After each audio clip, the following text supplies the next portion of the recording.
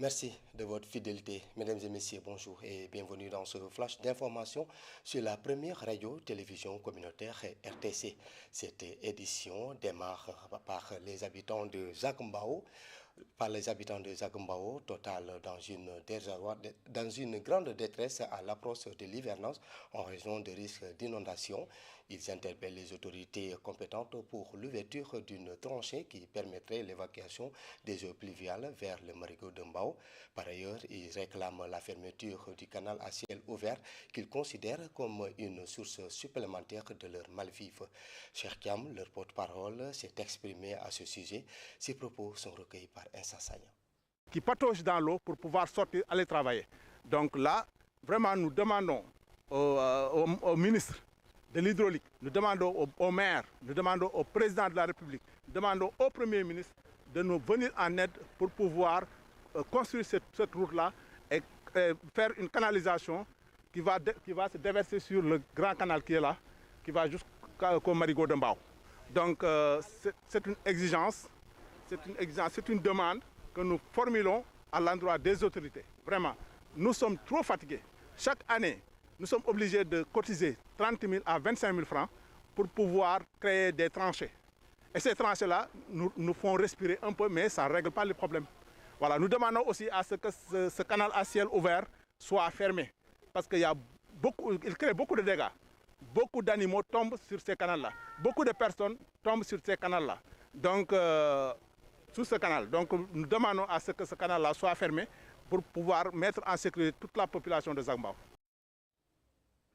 Et puis, dans les communes de Fimela, Diofior et Palmarin, la pénurie d'eau devient de plus en plus insoutenable. Entre robinets à sec, puis presque tarifs et factures toujours plus élevés, les habitants expriment leur colère. Face à l'inaction des autorités, ils lancent désormais le boycotter, le paiement des factures si rien n'est fait. Reportage Ndéamissar.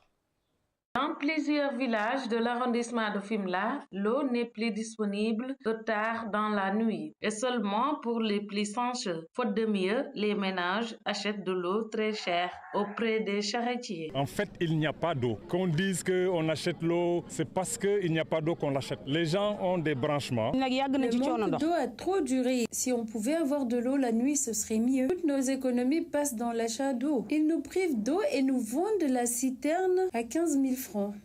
À Ndangan, le village le plus touché, la seule solution reste l'eau de mer et les puits presque à sec aussi. Nous utilisons l'eau de mer pour faire la vaisselle, la cuisine et les autres travaux domestiques. On a beaucoup de puits ici, mais ils sont tariés. Ce manque d'eau a de graves conséquences sur plusieurs secteurs essentiels. C'est l'État du Sénégal qui ne prend pas au sérieux le problème d'eau dans cette zone qui est le poumon économique du Sénégal, la plus belle destination du Sénégal. Les îles du Saloum, le delta du Saloum, qui est un patrimoine mondial, mais zéro goutte d'eau. Mais ça impacte surtout l'eau, c'est la vie économiquement. Imaginez les femmes qui sont dans les GIE, ils font dans la transformation. S'il n'y a pas d'eau, tu ne peux pas transformer. Malgré l'absence d'eau, les factures continuent à tomber et elles sont de plus en plus élevées. Nous collent des factures trop chères alors que les robinets n'ont même pas d'eau. Ils nous ont dit que c'est l'air qui fait tourner les compteurs, c'est pourquoi. Mais nous pensons que nous devons changer même ces compteurs-là, car l'entreprise est en train de remplir ses poches sur le dos des pauvres. Il nous vend le mètre cube à 275 francs, ce qui est anormal. Là, c'est où nous arnaquent. Exaspérés, les habitants ont remis un mémorandum au sous-préfet de l'arrondissement. Ils menacent de ne plus payer les factures si aucune solution concrète. Ndéami Sarr, l'actualité, c'est également le réseau international des femmes des radios communautaires, RIF, en partenariat avec ONIFAM et le PNUD, a organisé un atelier de renforcement de capacité. Cette session de 3 jours s'inscrit dans le cadre du projet visant à renforcer la résilience des femmes rurales face aux risques de catastrophes naturelles, notamment par un meilleur accès à l'information. L'atelier implique des journalistes et animateurs des radios communautaires du bassin arachidier. Kodouloum, président du RIF, revient ici sur les objectifs et les attentes de cet atelier. Elle est d'ailleurs au micro de Lamine Koudiaby. De cet atelier organisé par le RIF sur accompagnement de ONU Femmes et du PNUD et d'outiller les femmes des radios communautaires et même des hommes, en tout cas les animateurs, animatrices et journalistes de ces radios communautaires, à mieux utiliser donc l'information en lien avec les risques de catastrophes naturelles, adaptation au changement climatique à l'endroit des femmes agricultrices donc de ces zones pour qu'elles aient la bonne information donc relative à ces situations, permettre à ces femmes agricultrices d'accéder à une information donc de qualité et qui leur permettent d'être beaucoup plus résilientes, qui leur permettent de se préparer, qui leur permettent de faire face à certaines situations. Au Sénégal, il existe beaucoup d'organisations qui se penchent sur ces questions, qui produisent beaucoup de données, qui produisent beaucoup d'informations sous forme de communiqués, des informations qui sont donc emmagasinées dans des sites, mais quand les journalistes, quand les animateurs et animatrices n'accèdent pas à ces informations, elles ne pourront pas les partager aux communautés, à ces participants, participantes, d'être outillés, mais aussi de leur permettre d'améliorer le contenu qu'elles produisent au sein de ces radios communautaires. Au retour de chez elles, de chez eux respectivement, pouvoir utiliser ces connaissances acquises dans leurs émissions, dans leurs reportages, dans les dossiers, dans les magazines qu'elles réalisent au sein de leurs médias.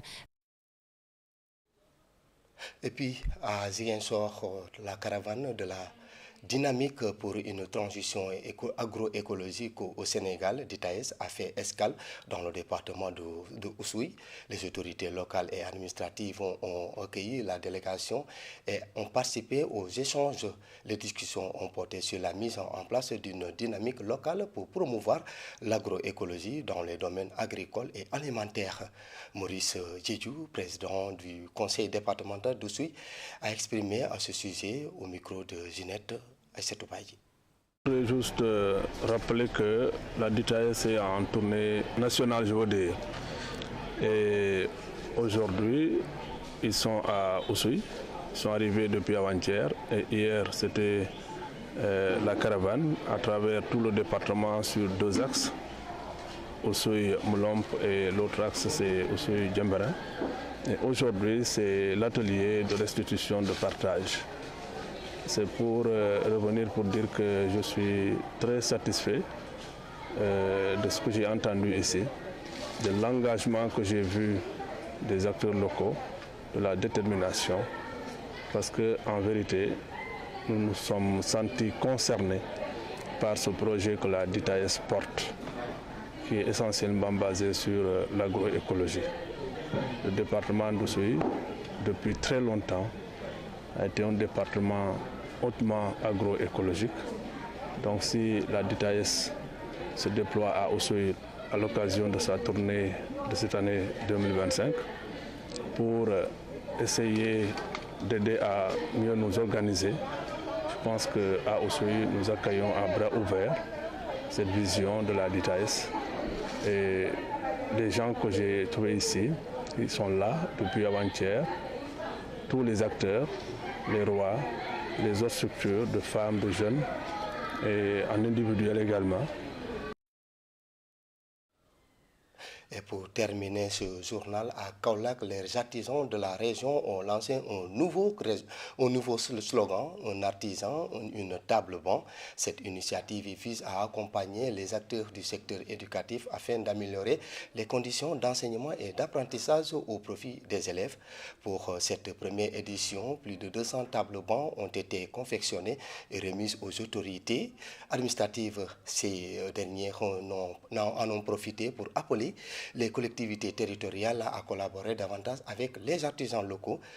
Ousmane Demba nous en dit plus dans ce reportage. Dorénavant, les autorités administratives et éducatives de Kaolack peuvent compter sur le soutien des artisans de cette région. Cette initiative, portée par l'ensemble de métiers de Kaolack, sous le label Un artisan, une table banc scolaire, est plus qu'un simple acte de solidarité. Elle constitue un symbole fort de l'engagement des artisans au service de l'éducation, de la jeunesse et plus largement du développement local. Conscients du rôle important qu'ils peuvent jouer dans le cadre de l'amélioration des conditions d'études des potages, les artisans de Kaolack se sont donné la main. da ngay xool la nga ca def dooral laaj loo ca war a am loolu nag artisan yi Kaolack xam nañ ko. Avant de réclamer ses droits, on doit tout d'abord accomplir ses devoirs. C'est en cela que nous, les artisans de Kaolack, croyons. Je remercie tous mes collaborateurs qui ont participé à cet effort.